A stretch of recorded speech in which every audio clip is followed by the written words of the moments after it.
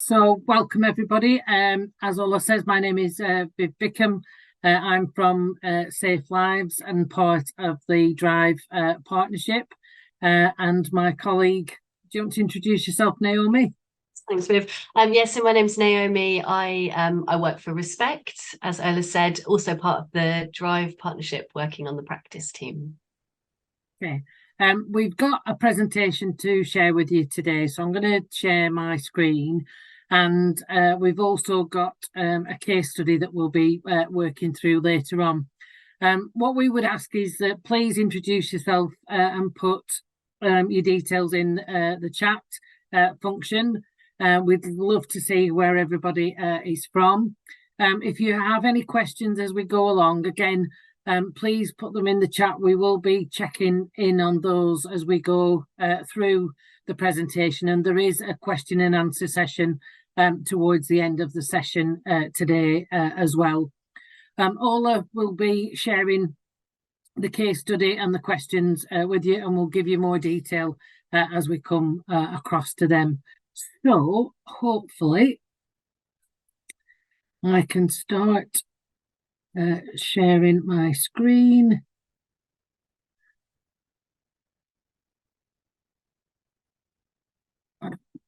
It's gone there. So as we've said who we are, we'll move on now, and this workshop is around working with those who harm using non-fatal strangulation. A few Zoom tips to help us make this training as enjoyable certainly as possible. We are all in this together, we hope, and virtual training, although not ideal, it's still a gift to share obviously our learning. Please throw yourself in, ask any questions and learn as much as you can. We have handouts to be circulated afterwards if you want any further details. And during this presentation, we will be sharing sensitive information, videos, photos, and discuss the case study. This information may be difficult and or cause some of you some discomfort. We understand this, and what we always say is please take good care of yourself in regards to this. All the resources and the videos that we share today are available on the Strangulation Training Institute website and the Institute of Fatal Strangulation that has been set up within the UK today as well.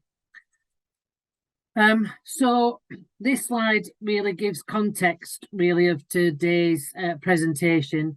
In June 2022, non-fatal strangulation legislation came in, and National Health Service England provided a 2-day training event from the Strangulation Training Institute of America, as they have had non-fatal strangulation legislation processes in much longer. Naomi has collected some tools and resources to produce some practice guidance for case managers where a perpetrator may be charged with a new offence and implications for the IDVAs or victim support workers working with the victim survivor, also in regard to the impact, particularly of the offence on the victim survivor's welfare. The aim of today is to raise awareness of the seriousness of this offence and how to consider how to work with perpetrators to address their behaviour in this area of work. What we are aware of in the first month where non-fatal strangulation came in, there were 35 charges nationally and 3 convictions. What we'd like to do is to compare that to the implementation of the coercive control legislation that came in the UK when in the first year there were only 3 convictions, and to date there have been less than 500 convictions around coercive control, and yet it is identified in a number of cases. Primarily the difference is around evidence gathering. With non-fatal strangulation, there is often perhaps some physical evidence, and with coercive controlling behaviour, it is difficult to prove. It relies on the victim survivor's cooperation and/or third-party testimony. Yet we often see in referrals coercive controlling behaviour as the high-risk factor, and it is known to increase the risk of domestic homicides. Jane Monckton-Smith and Evan Stark particularly identify this. The lethality for a victim, if they are strangled even once, is more than 750% more likely to be killed by their abuser. And if they are strangled multiple times, the risk of being killed jumps much higher, and the risk of internal injuries and long health consequences also increase. There is significant risk of internal injuries, with 1 out of 47 their strangled victims are likely to experience what we call a carotid dissection. There is also a high risk of stroke. It is well known that damage to the carotid arteries can lead to a stroke and/or death. It's often easy to miss because strangulation injuries are often internal.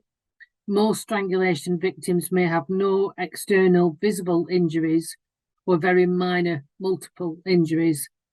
It makes it easy to miss a life-threatening injury without proper immediate assessment, accurate diagnosis, and treatment. Before we move on to the next slide, Naomi, do you just want to explain about the trigger warning? Yes, yeah. So we're going to watch a slide now, which is a short clip about non-fatal strangulation from a victim's perspective. So just to give a health warning to you all, it's quite a hard listen, and just to look out for yourselves, particularly if you've got experience of non-fatal strangulation yourselves.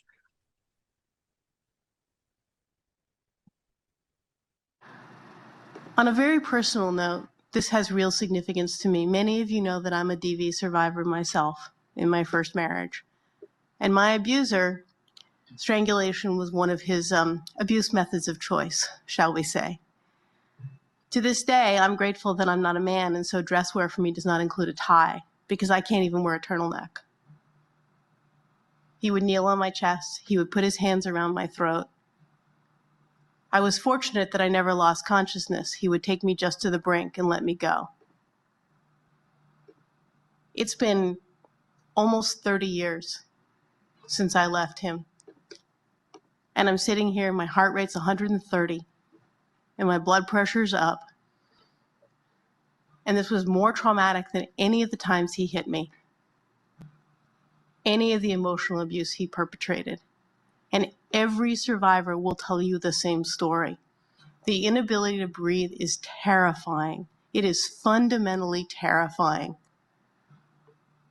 because it's so basic to our ability to survive. Being hit is bad. Losing the ability to breathe is worse in a whole host of ways. I was fortunate compared to a lot of other women.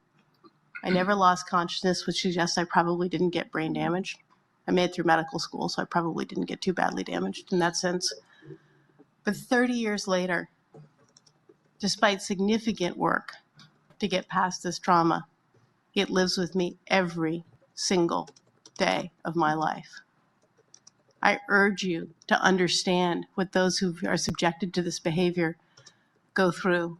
As most of you know, I'm a big fan of making sure that we don't over-criminalize various behaviors, of moving forward with justice reinvestment. I pushed hard to expand our short-term transitional leave opportunities for people. I supported moving possession of a controlled substance for personal use down to a misdemeanor instead of a felony. I voted for every single justice reinvestment and public safety reform that has come to a floor near me or a committee near me. I urge you to move forward with this bill to protect all of us who have been and will be victims of this sort of abuse.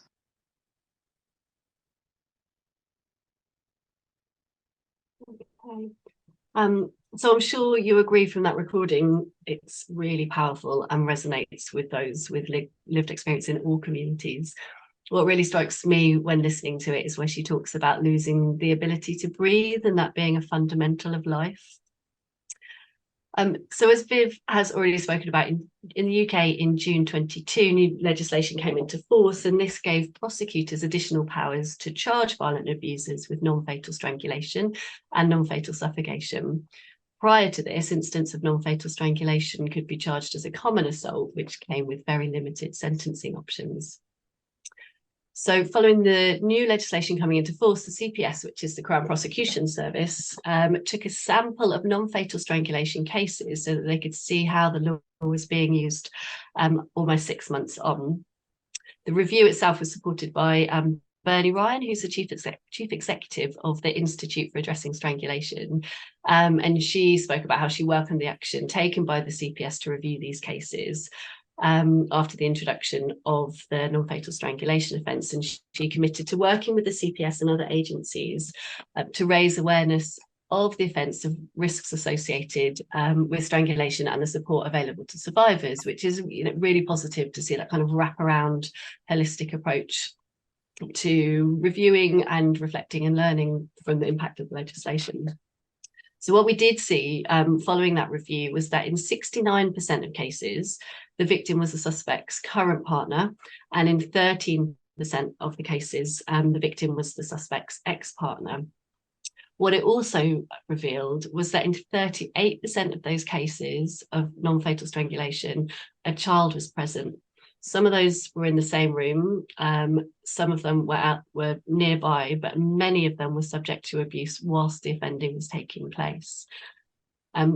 This stat is repeated if we look at American research, which has been carried out by a woman named Gail Strack, who found in a survey of 500 incidents of non-fatal strangulation that in 4 out of 10 of those, children were also present.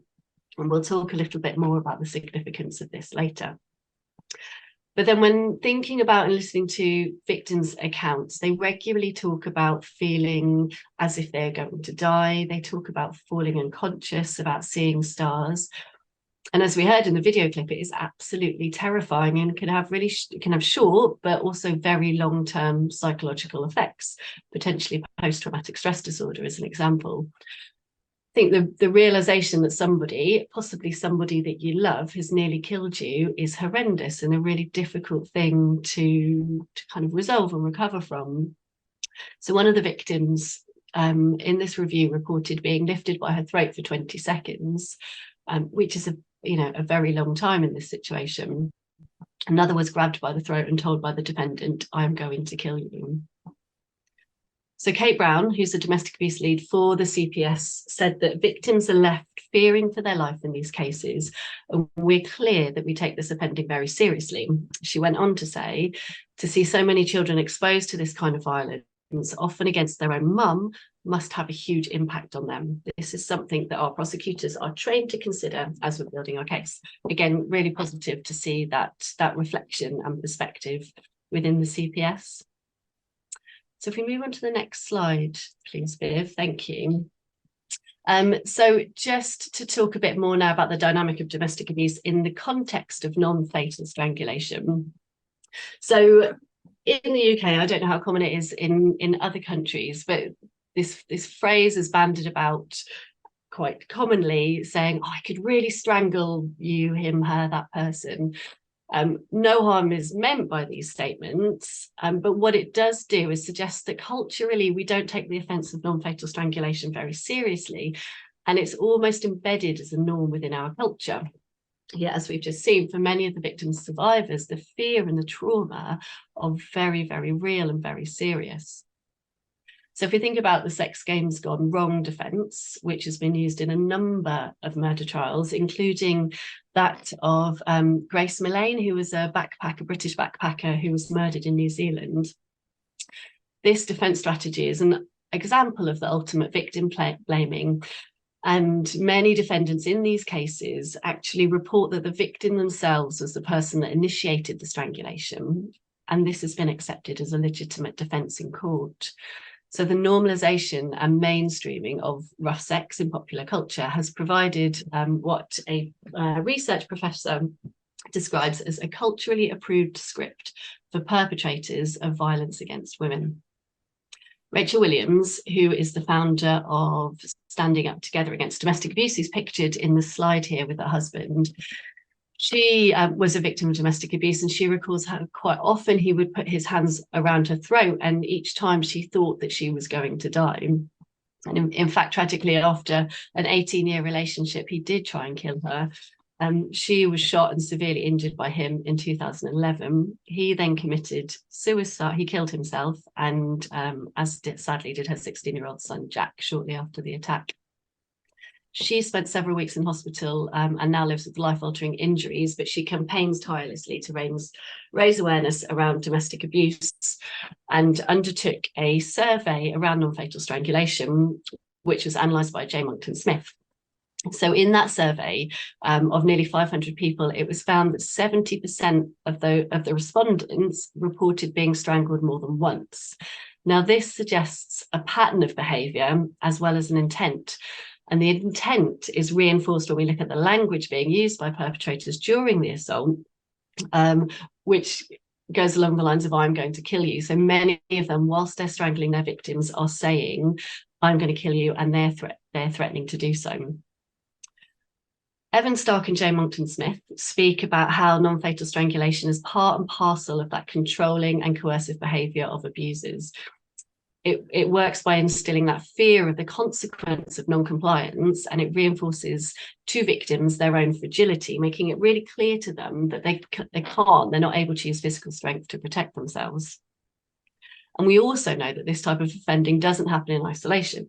So suspects are likely to show aggression and use other forms of violence, and regularly leaving victims with serious physical injuries, as well as the longer-term psychological trauma. So the CPS review, which I mentioned a moment ago, also revealed that 72% of the perpetrators charged with non-fatal strangulation were also charged with a separate assault, and 13% of them were charged with making threats to kill.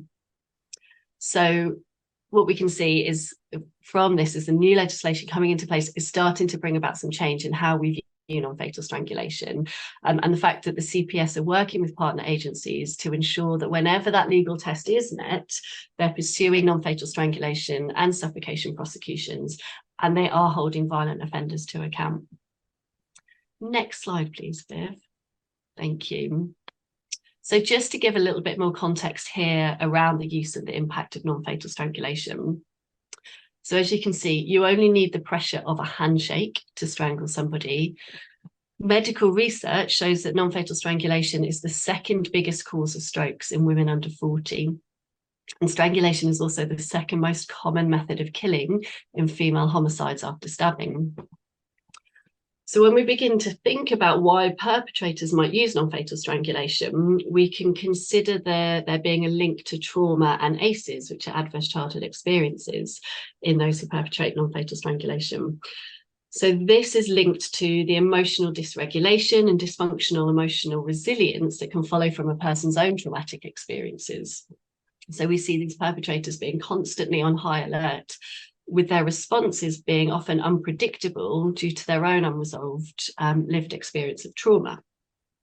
So Nathanson's compass of shame model is a useful way to understand this a little bit further. He identifies shame as a negative emotion which is directed at the self and arises from the perception that the self is bad. Shame bringing that spotlight on all of the perceived deficits and failures of the self, which sits as a really uncomfortable place to be and brings with it a real sense of powerlessness. A way out of this, when looking at this model, is to attack others. So there's other coping mechanisms that are identified, including attacking the self, avoidance and withdrawal. But for this example, looking at perpetrators who are using non-fatal strangulation, what we see is that the perpetrators are reducing somebody else's worth in order to boost their own self-esteem. And with non-fatal strangulation being that ultimate act of power and control, the perpetrator is literally in control of the victim's next breath. And as Viv has mentioned earlier, the more a person who uses the behaviour sees it as an effective control mechanism, the likelihood of domestic homicide increases. So as Viv said, somebody strangled once, they're 750 times more likely to be killed by their abuser. And this increases the more often strangulation is being used within the relationship. And obviously those other internal injuries and long-term health risks increase as well. So if you just move on to the next slide, please, thank you. So when a person is strangled, as Viv mentioned earlier, they're unlikely to leave any visible injuries. In fact, only about 50% of people who are strangled will have an injury to the neck or to the head that can be seen. Despite it being a terrifying and incredibly traumatic incident, as we've just heard, many victims aren't always aware of the severity or of the health repercussions. So as you can see on the slide, one victim recalls, "He didn't really choke me, he just had me in a headlock and I couldn't breathe." And also just wanted to draw your attention here to the timeframes of an incident of non-fatal strangulation, which was really striking to me the first time I heard this. And particularly if you consider it and remember that it only takes the pressure of a handshake to strangle somebody. So it takes 6.8 seconds for a victim to lose consciousness, 15 seconds for bladder incontinence, 30 seconds for bowel incontinence, 2 to 3 minutes for cell death, and 4 to 5 minutes to brain death. And death can also occur up to 72 hours after strangulation. So if you see somebody who's urinated themselves whilst being strangled, it's likely that that perpetrator continued to strangle them for at least 8 seconds after the victim lost consciousness. And what does that tell us about the perpetrator? So in terms of a duty to warn, in America, they've introduced this duty that we all have to warn victims about the increased risk to their health following being strangled. And the UK, the Institute for Addressing Strangulation has also created a really good information leaflet for victims, which I'm sure we can probably circulate a link to later. But it's a really important consideration when working with people experiencing non-fatal strangulation, is just to ensure that they do fully understand the potential impact and long-term effects on their health and psychological well-being. And I'm going to hand back over to Viv now. Thanks, Naomi. Thanks, the next slide, unfortunately, we haven't the time to show the entire clip, because it lasts 17 minutes.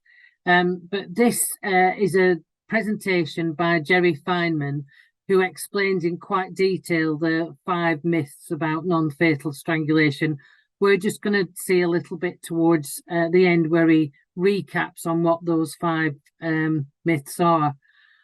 One of them to identify, though, is that there is a huge difference in people describing choking, which is a block of an airway. And I think we can all relate that at some point in our lives, when perhaps we've had a sweet go, what we call down the wrong hole, and that feeling of choking.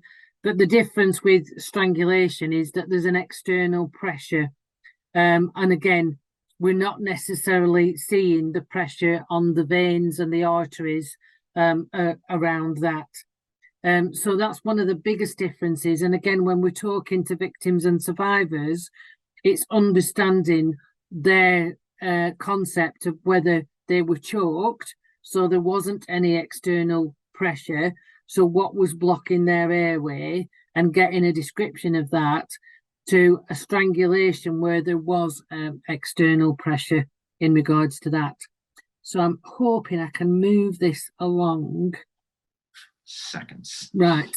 Sorry. Jerry Feynman, welcome, No, let me move. my friend. Thank you for having me. Such an honor to have.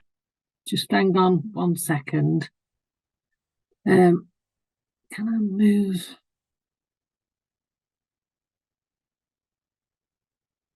Sorry, everybody. I'm just trying to move the bar that I have is in front of where the sound is, and I just right. Sorry about this technical issue. Let me stop this share. I won't be a moment. Apologies in regards to this. I just need to move this along to 1727. There we are.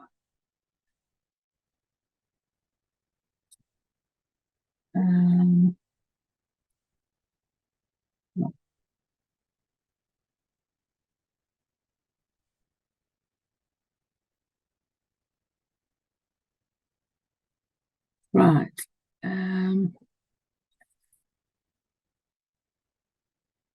Apologies about this. This not being very professional, is it, Naomi? Did a grand job though, Viv. Are you getting there? Hopefully it will work No. this time. And no, it's gone back again. Right, let's try that.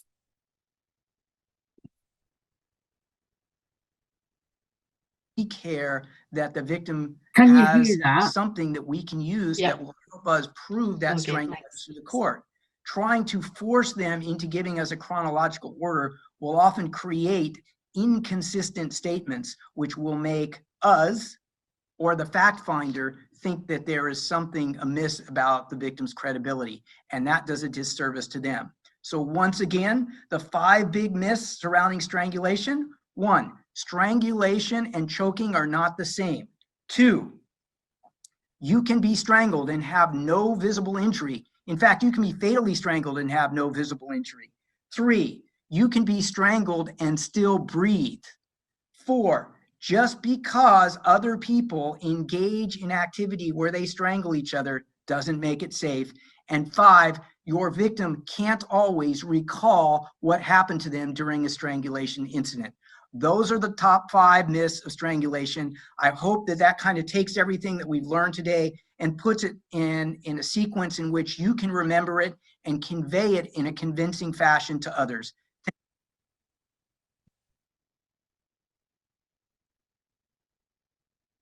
Thanks. And like I say, you will be able to view the whole of that with the link that we send out after today. Certainly the victims, as the slide describes, of domestic abuse are 12 times more likely to have traumatic brain injuries also than athletes. Yet they are not screened for traumatic brain injuries in most A&E departments or primary care clinics. This is some research that was done by the University of Montreal, where what they observed was when an athlete gets a blow to the head and collapses on the field, a medical team will often rush in. They will examine them where appropriate. If it's felt that a person may have concussion, they're taken to hospital, and the chances of recovery couldn't really be better. In the second scenario, you're a woman in a violent relationship. He punches you to the head and chokes you every day, and as these acts of violence accumulate, so does the likelihood of traumatic brain injury. You may manage to escape his clutches and take refuge in a women's shelter. You try to heal your psychological and social wounds, but your traumatic brain injuries remain undiagnosed and untreated, and you have to live with those consequences. What we are seeing is that the same injury, but different causes, and certainly diametrically opposed treatments. And in our experience, again, we're working with victims and with perpetrators. We're not seeing traumatic brain injuries being identified, particularly around that. And there is a group in England called Headway that are currently doing some research around traumatic brain injuries and domestic abuse. As Naomi was saying, the signs and symptoms of strangulation can be seen, and this is a really useful tool where we work with frontline staff, particularly in health settings, but also in criminal justice settings, where looking at the impact of the signs and symptoms of strangulation and the impact that might have, particularly on a public health impact, is that there are long-term health implications, particularly for victims. And as you can see from the Academy of Neurological position statement, the unconscious resulting from such manoeuvres is a manifestation of catastrophic global brain dysfunction, again linking that to traumatic brain injury. and the impact particularly on victim survivors of strokes, cognitive impairment, and potential death, as we have seen. What we'd like you to think about now are any thoughts on why perpetrators use strangulation. Naomi's going to cover the chat for us at this point. But what we'd like you to do is either to just please interrupt me and say what you think, or put something in the chat as to your thoughts on why perpetrators use strangulation in their relationships.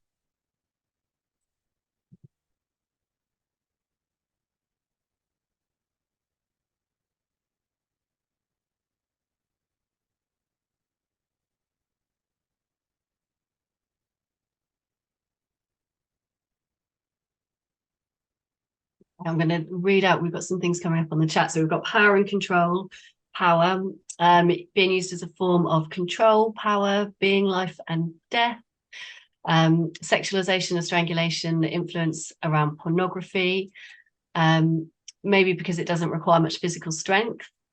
It's about absolute control, a demonstration of the level of control, power, sadism, ultimate control and power of the victim, shutting the victim up. It's an easy way to dominate, and it can be hidden.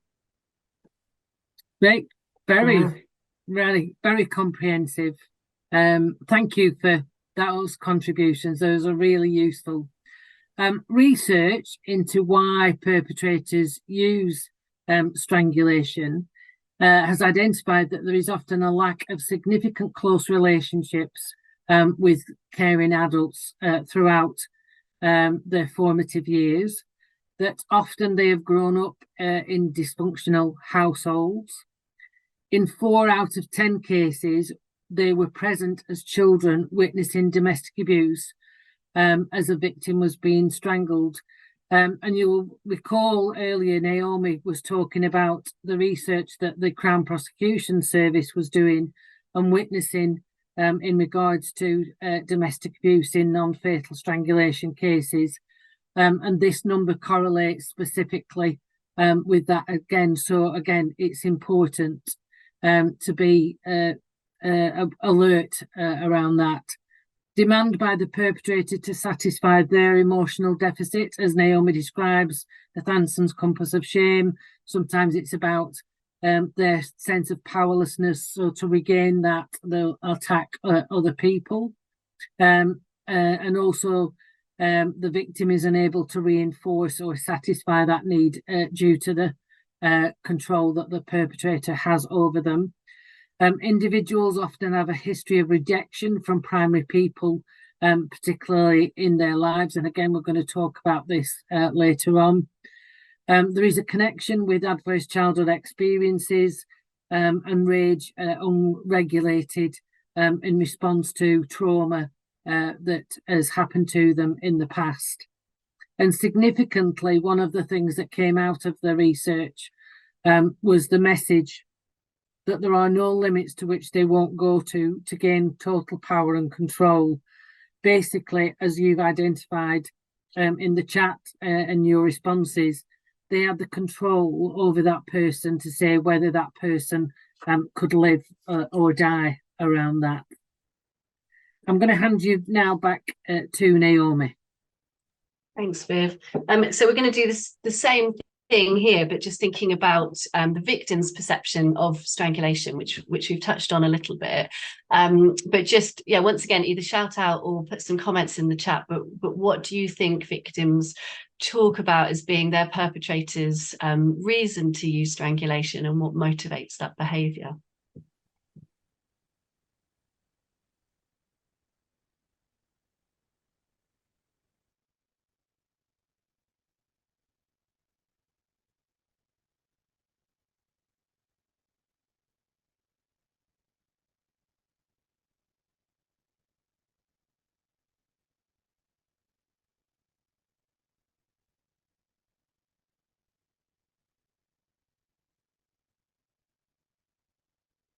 got a couple of things coming up in the chat, Naomi. I can't see the chat. Yeah, no, that's good. Thanks, Viv. So yeah, we've got hate, anger, frustration, wanting to dominate, again, wanting to easily dominate, that hate and that control, to stop them being able to respond, trying to make the victim behavior the problem. You deserved it. Guess they also feel like they are being silenced. He wants to kill me. Yeah, absolutely. So Viv, shall we have a look? So absolutely, it's that coercive control dynamic. As has been mentioned, that feeling and that messaging around they can kill you at any time. As Viv said, it's about holding that person's life in their hands and making sure that that victim survivor knows that. The exertion around power and control, victims feeling absolutely unable to fight back when non-fatal strangulation is being used against them. It serves as a warning to exert control beyond any assault, discouraging any disobedience. And the fact that strangulation leaves behind very, very little evidence, particularly on people of colour. And I think it's also important here to note that 97% of victims are manually strangled. So, you know, obviously you could use a ligature or a scarf or something like that around your neck. But the fact that these perpetrators are using their bare hands to hold somebody's life literally in their hands, again, is really significant when we're thinking about the motivation behind the use of this as an assault. Okay, shall we move on to the next slide, Viv? Thank you. So we had a look at some of these just a moment ago in Viv's slide, but I think it's really important for us as professionals, particularly those of us who might be working with victim survivors, to be knowing the warning signs that someone's been strangled. Also can be really helpful for first responders such as police, paramedics, and for those responsible for gathering evidence. But more crucially, I think for IDVAs or people working directly with victim survivor, it can help to identify that strangulation has happened in order that we can ensure that victim survivors are offered the appropriate and necessary support and intervention. As we've already mentioned, you know, it might be that victim survivors aren't able to remember what's happened, and there's a kind of message in the clip that we weren't able to show the entirety of about that kind of disordered and disorganized memory following an incident like this. So we need to be able to identify the warning signs so that we can really unpick what's been happening. So some of the things that you might see or that might be being described by a victim would be that they've been hyperventilating, they might be experiencing breathing difficulties, there may be some bruises, there may be some scratches. Also thinking about scratches and injuries to the perpetrator, because sometimes it might be in the attempt to try and break free, victim survivors are scratching perpetrators around their neck. Bloodshot eyes, having a raspy voice, having difficulty swallowing, also swelling to lips and tongue, and as you mentioned earlier, that urination and defecation during an incident. Victims might also describe choking, and I know that there was a question in the chat about the difference between choking and strangulation, which I'll pick that up and we'll revisit that at the end, but it isn't choking, because choking is about having something lodged in the airway, creating a blockage, whereas the strangulation is about an external pressure cutting off airflow. And victims can also describe the experience of being strangled, or how they're feeling afterwards as feeling like they're swallowing glass. So just important to be thinking of these as we're working with victims and survivors. And if we move on to the next slide, please, Viv, thank you. So in terms of medical risks, where a strangulation has been disclosed or identified, there are a number of medical risks that might follow, many of which are extremely serious and can be fatal. So some of the things that can happen as a result are damage to the larynx, the esophagus, deprivation of oxygen, as we've spoken about already, brain damage, strokes. There's also a risk of miscarriage, thyroid disease, which can be quite long lasting, and then that traumatic brain injury as well. And it's important, particularly when we're thinking about that, talking to victim survivors and that duty to warn, that the death can come days later as a result of blood clots, carotid artery dissection, but also respiratory complications. And then we've got victim survivor mental health. So post-traumatic stress disorder, memory loss, anxiety, and suicidal ideation. So research shows us that in about 31% of victim survivors who have experienced strangulation, they then go on to experience suicidal ideation. Again, something that we need to be working with them and supporting them around. And finally, just important to recognise that victims also need to be checked for neck and spine injuries as well as any head trauma. And it's recommended that they seek a CTA scan up to 6 months after the incident of strangulation. Okay, so the role of the IDVA. So for anyone who's not familiar with the IDVA, which is an independent domestic violence advocate, it's the person that's responsible for supporting victim survivors, advocacy, victim safety and support. So we've spoken a little bit about the duty to warn already, but that's definitely the role of the victim advocate. It's around encouraging victims to seek that medical attention, being mindful, as I say, that death can follow in days, but there's also long-term medical needs that can be present for years, which may require support. Victim advocates also need to carry out safety planning with victims. So the risk assessment, when working with victim survivors who are experiencing or at risk of strangulation, needs to be regularly reviewed, and the safety plan needs to be fluid and reflective of this dynamic and ever-changing risk. So you can have very practical safety planning, which can be life-saving in the short and long term, as well as the incident.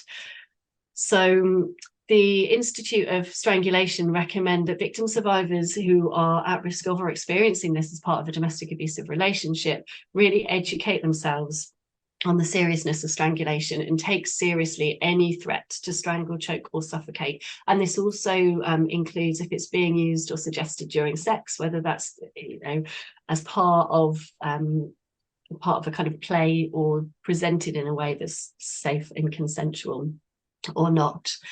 And then there's also some very practical safety measures, such as removing scarves, jewellery, etc., if strangulation is imminent. But then also incorporating strategies to try and stop the perpetrator from strangling. So you can press your chin to your chest to block their hands or arms from tightening around the neck. There's also safety measures that can be used during the instance, such as complying with the abuser perpetrator if that's necessary to stay alive. But also trying to keep pressure off at least one side of the neck in order to keep from losing consciousness. So some of those things are just really useful for victim survivors to be mindful of, particularly when, as we've mentioned before, they're not necessarily recognising or aware of the severity of the consequences of this. And then I think also in terms of safety planning, it's really important to think about what we know about the perpetrator. So what Viv's been talking about, what can this tell us about the risk, and why is that perpetrator using strangulation, and how can we incorporate that knowledge into our safety planning? And then thinking about who else is at risk. So we've heard that many children are present and are also being abused during incidents of non-fatal strangulation. So thinking about what's the safety plan for those children. Research in America has also highlighted the perpetrators of terrorist offences, perpetrators who kill police officers have a history of using non-fatal strangulation in domestic abuse cases. So thinking as well about the risks to the wider population, and is there a requirement to share information? And then finally, but certainly not least, is the risk of victim suicide. So thinking within this about safety planning and risk management required around suicide. So what are victim survivors support networks, for example? Where can they go to access help and support if required? Next slide, please, Viv, which I think is coming back to you. Yeah, thanks, Naomi. This is a quote from Joe Bianco, who was a former American police officer. And again, as we've explained, in America, they've had non-fatal strangulation in a lot longer than we have in the UK. And their 2 decades of research have revealed that strangulation is the calling card of manipulative, controlling, dangerous men. This is because strangulation indicates the dynamic of coercive control that again is evidenced by Evan Stark and Professor Jane Monckton-Smith. What we also know is that from the research, that when a person is affected by non-fatal strangulation, it's the frontal lobe area, so the the main part, the executive function, that is really affected, and it is particularly sensitive to a lack of oxygen, especially in the short term. In cases of non-fatal strangulation, the executive functioning of a victim can be affected. So when a victim is asked about what happened, they are less likely to be able to give that detail. Their working memory is affected, and they have trouble remembering what has actually happened, and sometimes can't even remember passing out as well. They find it hard to manage their own thoughts and very hard to focus on what comes next, really, and what has happened. We have to think of what we call the 3 E's of trauma with non-fatal strangulation. So the event, the experience, the effect, the impact on them also links to that, again, undiagnosed traumatic brain injury, especially when they are subjected to repeated assaults and deprivation of oxygen, particularly in the longer term. We're now going to move on to the section where we're going to look at a case study, and Ola is going to share the case study so that you'll have a copy of the next 2 slides within your breakout rooms. Ola, because we've got about 23 people, perhaps we should have 4 breakout rooms. Would you agree?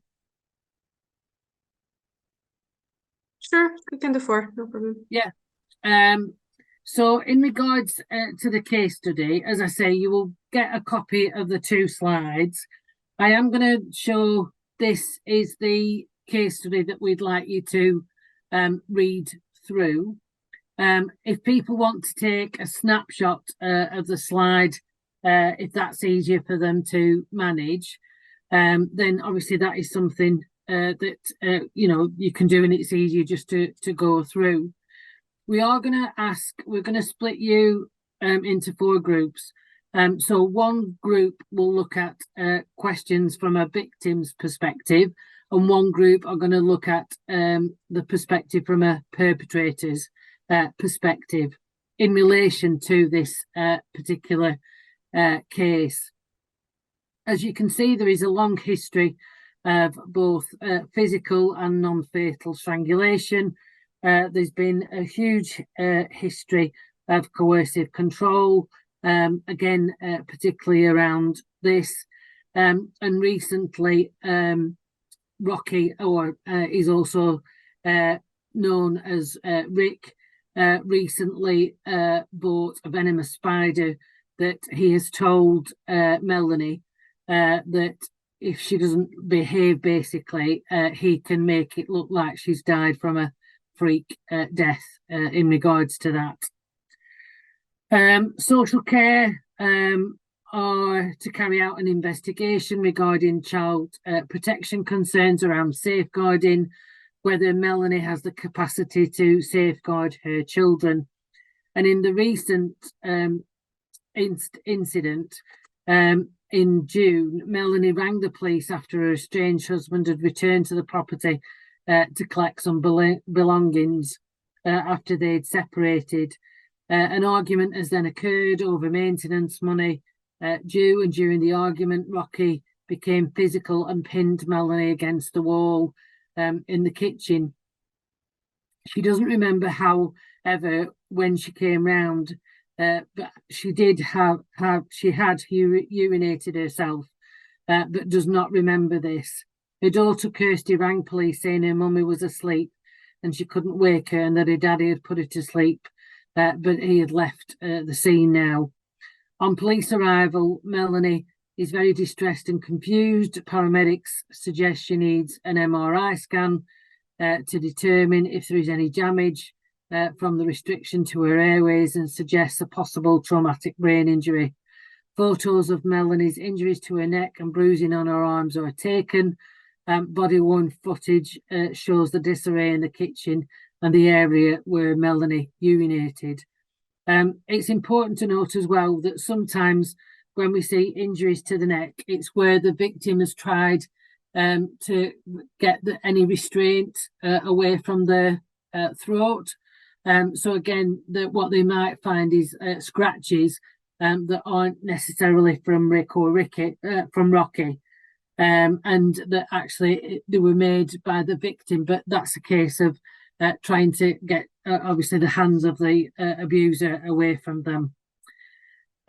As I say, you'll get a copy of this when you go into breakout rooms, and in your groups, what we would like to, so group 1 and 3, if you could consider what impact do you think non-fatal strangulation has on Melanie? What can the role of the IDVA or a safety worker do to support and safety plan with Melanie? And consider the questions that an advocate may use to inform Melanie about risks. And in group 2 and 4, what we'd like you to consider is what intervention style would you consider for Rocky? How would you approach the behaviour around non-fatal strangulation? And consider the question you might use to enable Rocky to understand the impact of non-fatal strangulation on Melanie. We're going to give you 15 minutes to consider those questions in your groups, and then we'll reconvene and do a debrief from each of your groups. If at the end of those 15 minutes you can nominate somebody to do your feedback, that would be really useful as well. Is there anything else you want me to cover, Ola or Naomi, before we send everybody off? No, I think that's